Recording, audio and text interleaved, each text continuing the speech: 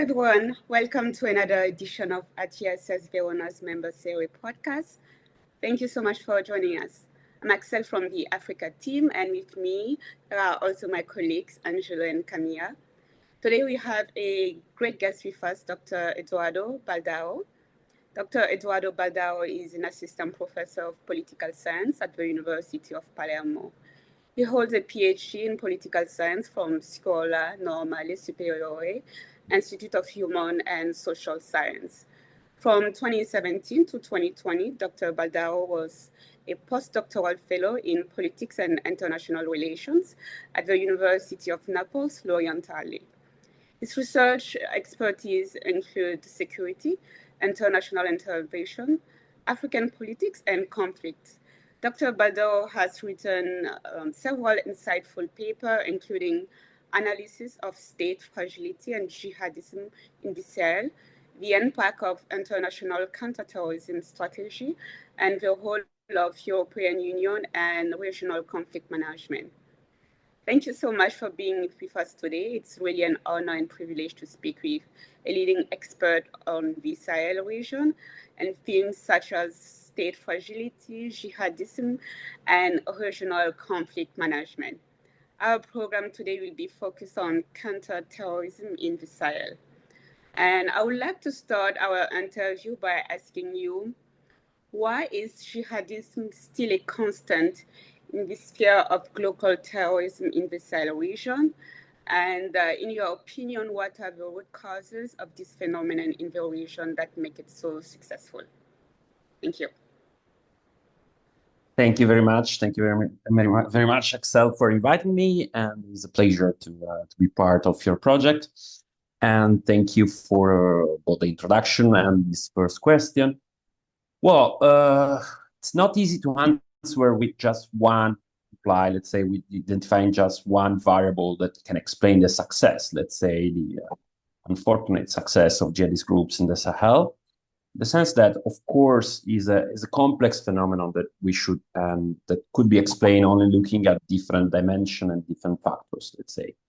But probably the best thing that we can do for trying to understand why we are still, in fact, the point is that we have talked about jihadism in the Sahel for a while, but now the truth is that we should focus on West Africa as a whole, in the sense that one of the main development we are observing today is the expansion of the jihadist presence and jihadist insurgencies towards West Africa coastal states. We have evidences of the presence of groups linked to Al-Qaeda or the Islamic State, both in Benin and with the potential in Ghana, in Cote d'Ivoire, in Togo. So, and also, for example, international actors such as the European Union, the US, etc., start to refocusing their attention towards the West African coastal state.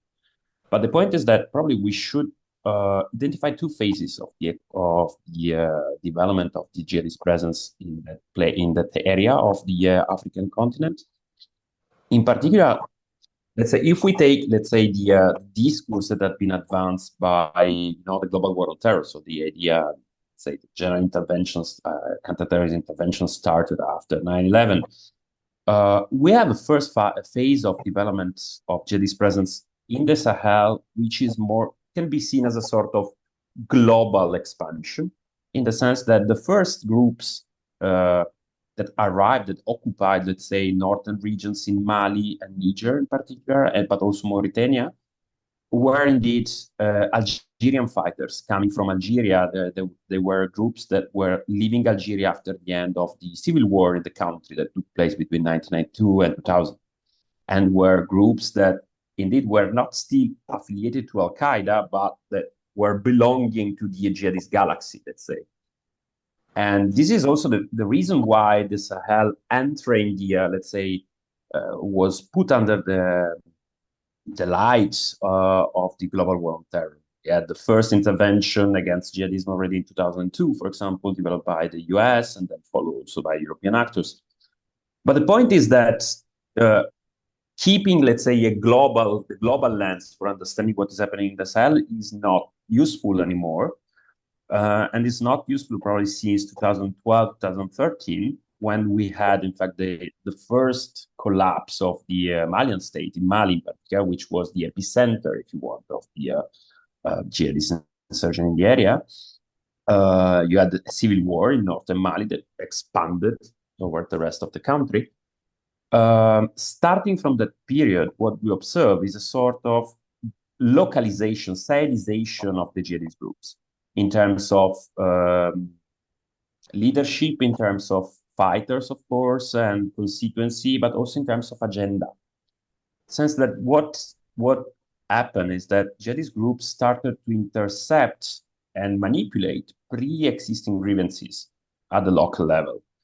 But this is something that was not only exploited by jihadist groups, but also transformed these groups. This is why I prefer to employ the expression jihadist insurgency, in the sense that it's something that keeps together the ideological dimension, which is, I'd like to underline at the same time, less important, in the sense that jihadism offer, let's say, Islamic extremism offer a framework for, let's say, a system of meaning and belonging in a certain sense, but the causes today of the success and the agenda pursued by these groups is mostly local, is mostly concerned, and is mostly a fight that is led by the will of taking power at the local, like changing customs, redefining the political order at the local level.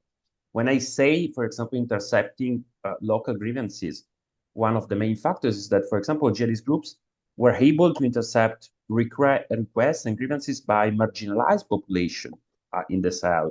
Things, for example, about nomad population from the Tuareg to the Fulani people, for example, that lives in the region and that were historically marginalized by local states. Think about the fact that one of the consequences of the global war on terror, in general, of counterterrorism policies in the area, were to favor repression by political repression and military repression pursued by local governments, not only against the insurgent, but in general against all the population that were perceived as potential part of the constituency of these groups, which is something that, of course, only participated in furthering this cycle of violence, which is exactly what is exploited by jihadist insurgents. When I say also localization of the leadership, consider that, for example, the leader today of the JNIM, which is the group, let's say the umbrella group, regrouping all the groups that affiliated to Al-Qaeda in the area, is a Malian Tuareg, is Yadak Gali, who was previously a leader of a Tuareg, so the population living in the northern part of the region, the nomad population living in the northern part of the region, was previously a leader of a secular revolt during the 90s, and is just somebody who has changed, let's say, his political affiliation, but the objectives that are pursued are still the same. And even how these groups are expanding following these same grievances. They are the presence of jihadist groups today in northern Togo, in northern Benin, etc., is based on the same mechanism of expansion, in the sense that they intercept the grievances, the needs of marginalized, more peripheral population, which are usually not considered at best by central governments, by local governments, or even repressed and object of abuses by local government. This is why, at a certain point, let's say the jihadist message is something that we use in order to propose an alternative, more than because there's a real will of creating a sort of caliphate. Okay, it's more about domestic struggles. I hope that it answers to your question. Thanks for your answer, Professor Baldaro. And regarding what you said, our second question is, what went wrong when it comes to failed international counterterrorism efforts, like, for example, G5 Sahel? How did the European Union and local governments contribute to this overall failure? What are the consequences for Europe in terms of security risks? Well, thank you very much, Angelo, for your question. What went wrong? A lot of things, of course. Um,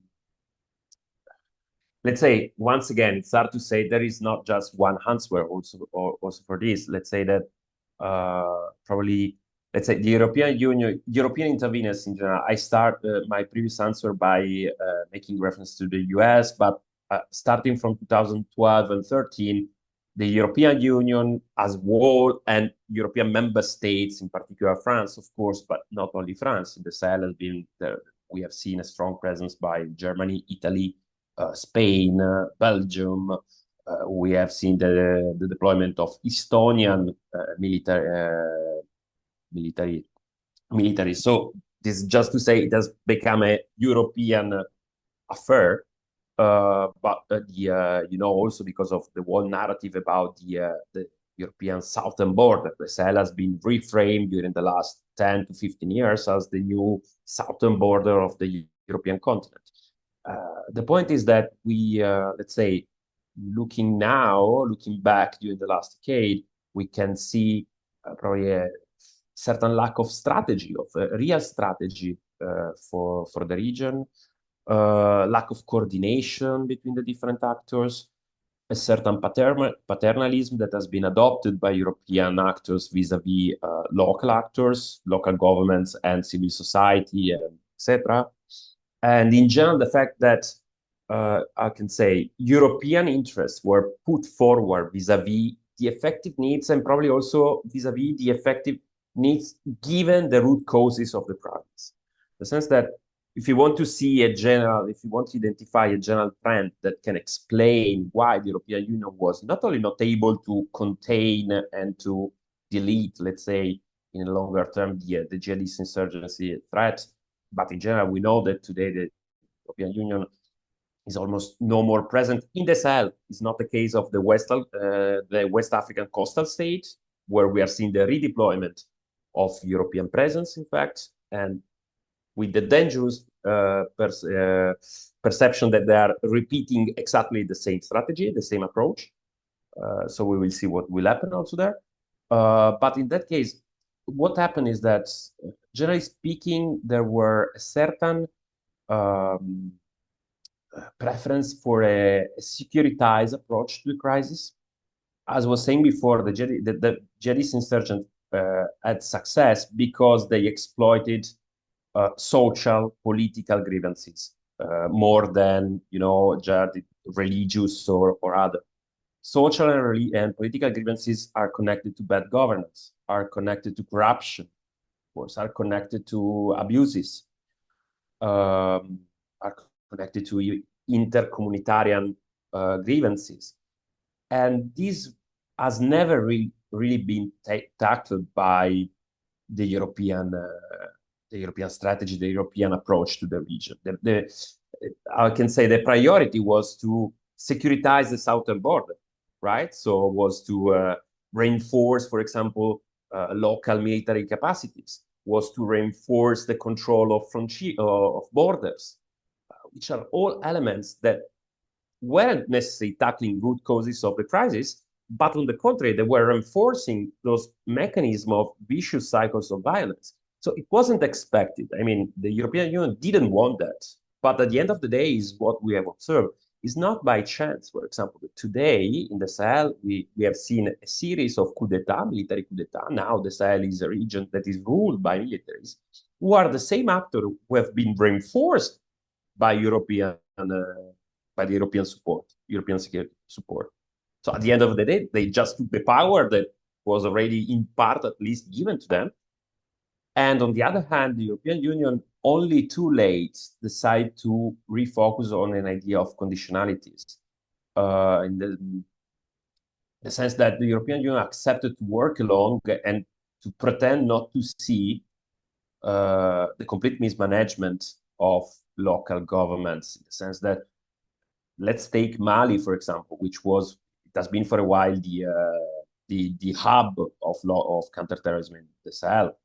the Malian government, maybe not necessarily not directly the president, but the Malian government re-put into power after 2013 was characterized by very diffuse corruption, by complete mismanagement of national budget, by further repression of opposition.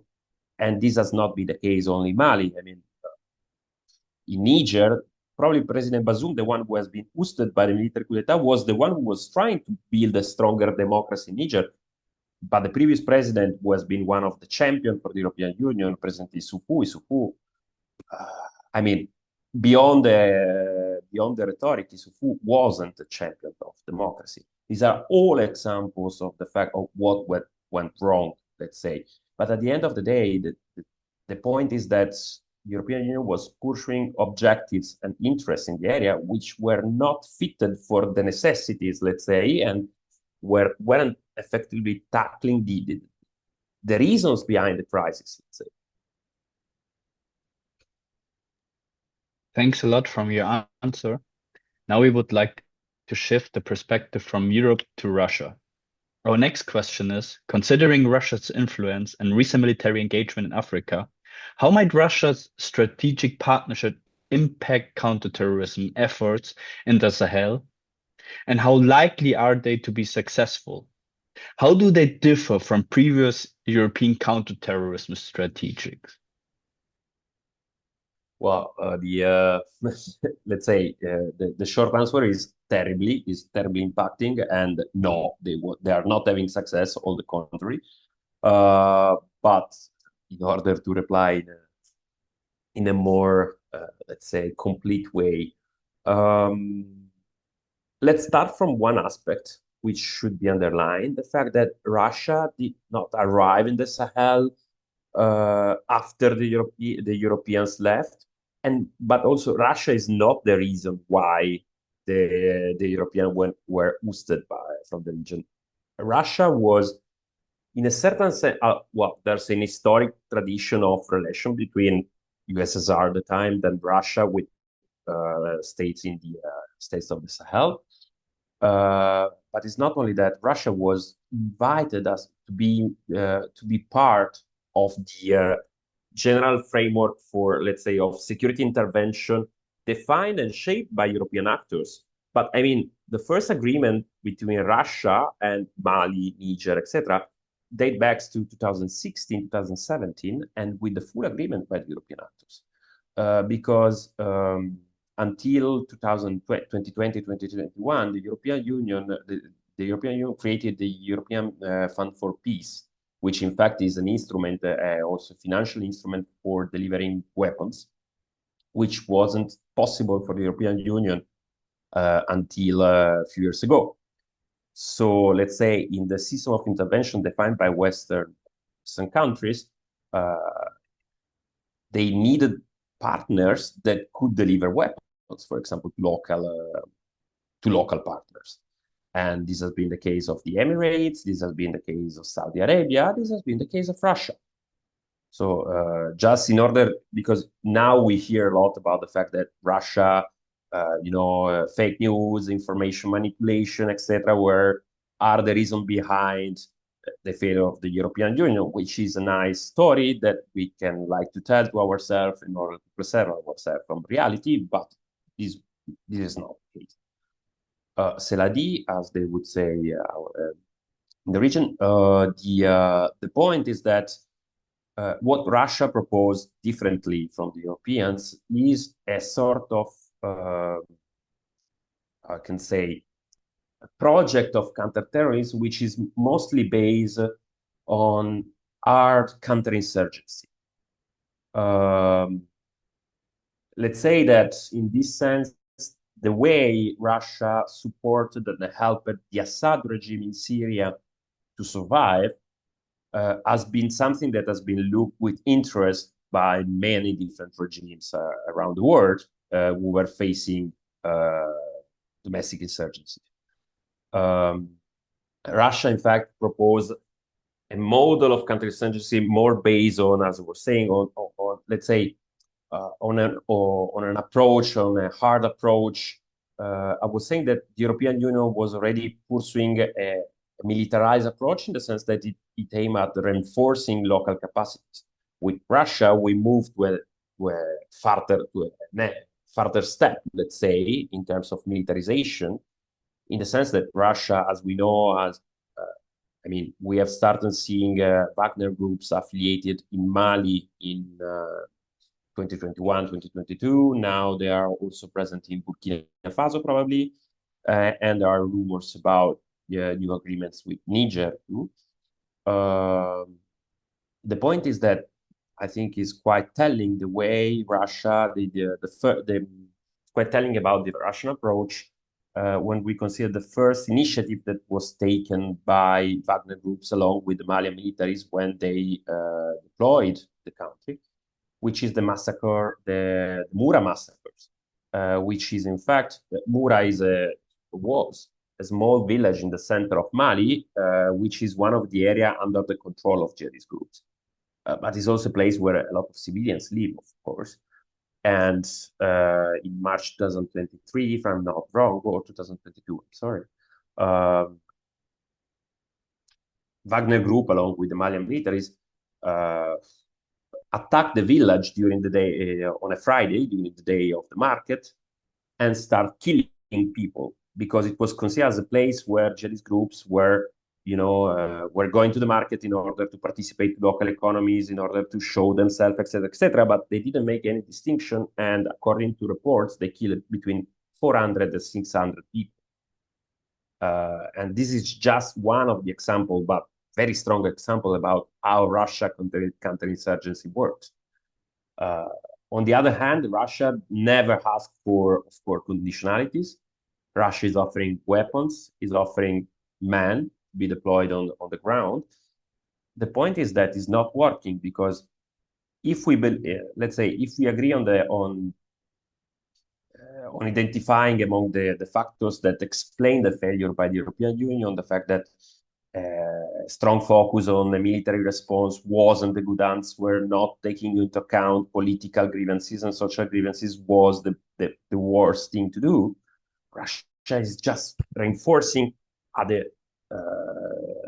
reinforcing with a lot of more strength exactly this same situation. And this is why now, one of the leader of the JNIM, so the Al-Qaeda affiliated group in Mali, delivered a few weeks ago an interview with France 24.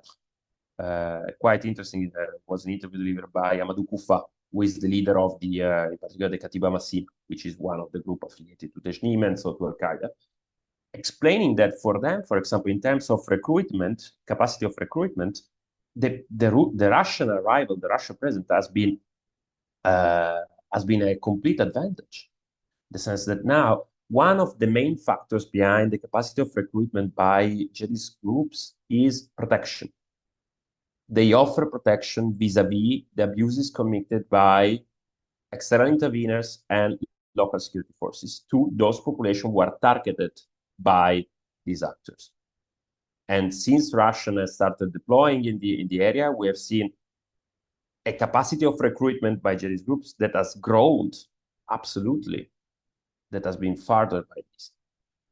On the other hand, the problem is that this kind of answer, let's say, is not supported by material capabilities. In the sense that, for example, in July of this year, we have observed one of the biggest defeat that Wagner Group has ever received in Africa, when they tried to take back the control of northern Mali from Tuareg and jihadist rebels, who are now together, which has not always been the case, but have now created an alliance against the Malian state and Russia.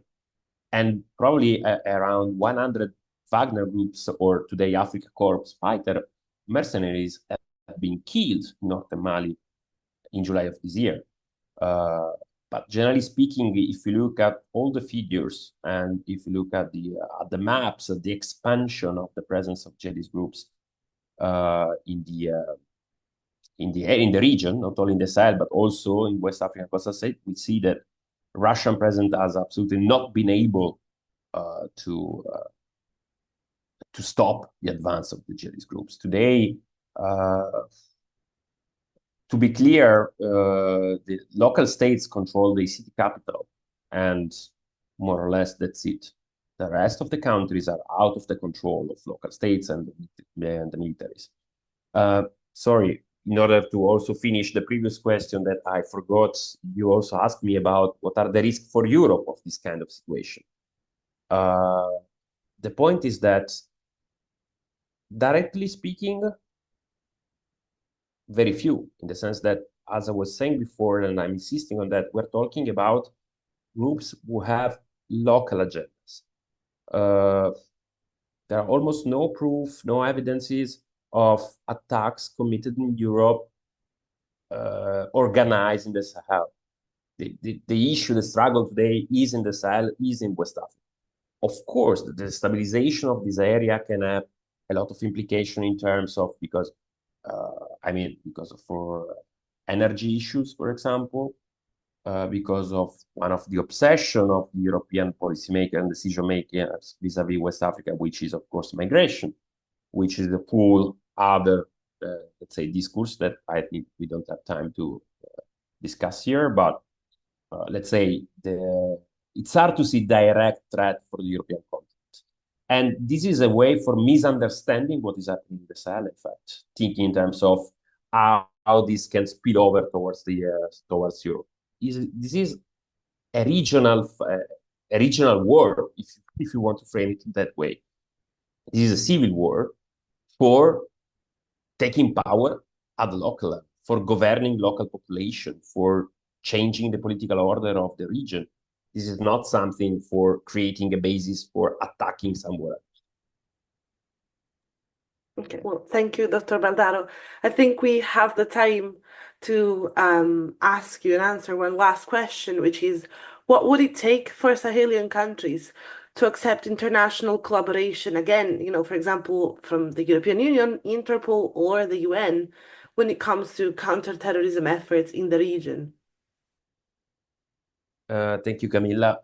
Well, very hard to say, since that what we have today, as we were saying before, in the Sahel, the Sahel is almost completely ruled by military juntas, and these military government, military regimes base their legitimacy and their let's say they have justified their rise to power and base their political legitimacy on the one hand, on a pro-security, and on the other hand, an anti-Western rhetoric. The sense that all the junta in Mali, the junta in Niger, the junta in Burkina Faso, but also, let's say, discourses that we start seeing around in the whole West Africa are based on two levels of discourse. Since on the one hand, they say, okay, look at what happened. We had the Western intervention that has not been able to manage the threat. Jihadists are still there. Jihadists have been supported even by external interveners in a certain way. And everything has been managed by civilian elites who are completely corrupted. And so we are here for taking back our sovereignty. The funny thing is that there are, let's say, military juntas in the Sahel are fully populist and sovereignist in a sense that we know a lot also in Europe. So we're taking back our sovereignty. We are reestablishing our presence on the territory. We're fighting the internal enemy, but we are also fighting the external enemy. The external enemy are the imperialist power. France, of course, let's say France has been the main target of the rhetoric and the narratives against Western countries, but it's not only France, because the European Union has managed to keep a better image, let's say, but it's very hard to keep. There is just not even really a development aid action today. It's more humanitarian action, the only kind of action that the European Union is still able to deliver.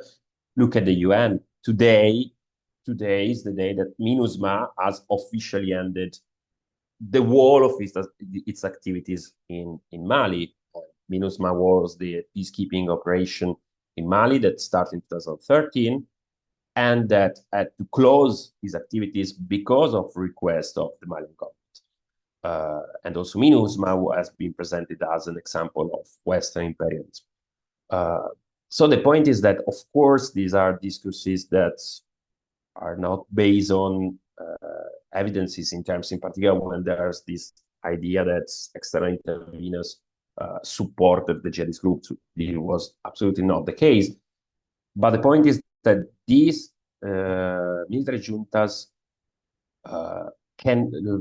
I can say, are not in the position, they are already not winning the war, all the contrary.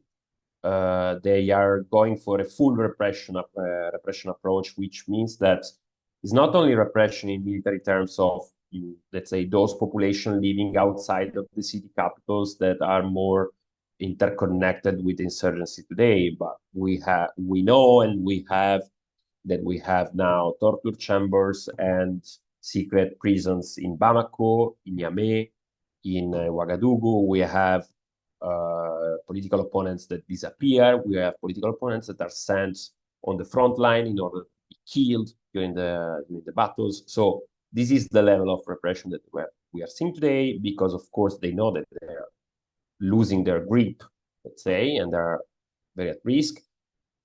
And the point is that, considering how the first pillar is completely not working, it's very hard to imagine that there could be openings for vis-a-vis the second one, which is how we can bring them back to the table.